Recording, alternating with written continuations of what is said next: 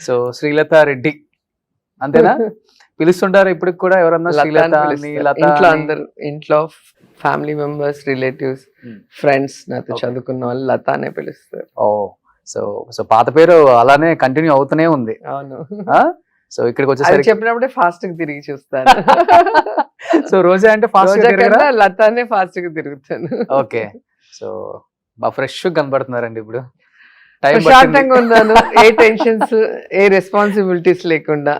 So నా గురించి ఆలోచించుకునే సమయం ఇచ్చాడు భగవంతుడు. అంతేనా? సో నా గురించి, నా పిల్లల గురించి, నా భర్త గురించి, ఇంటి గురించి ఇప్పుడు ఫుల్ టైం ఆలోచిస్తున్నా. So, అంతకుముందు ఎప్పుడు పరుగులు పరుగులు పరుగులు పరుగులు అంతే. ప్రజాసేవలో. సో ఎప్పుడు ఉండే కొట్లాట ఇంటర్వ్యూస్, కొట్లాట కౌంటర్సే కాబట్టి కొంచెం ప్రశాంతంగా మా పాత శ్రీలత రెడ్డిని, మా పాత రోజాని ఒక్కసారి ఆడియన్స్ కి చూపిద్దామని ఒక చిన్న ప్రయత్నం ఈ రోజు.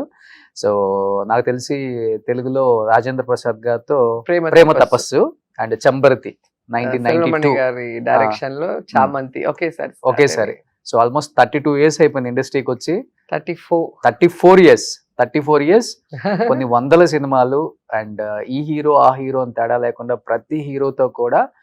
సో కలర్ అనేది ఇంపార్టెంట్ కాదు, మీ ఎక్స్ప్రెషన్స్ తోనే ఇండస్ట్రీని ఇలా ఏలేశారు.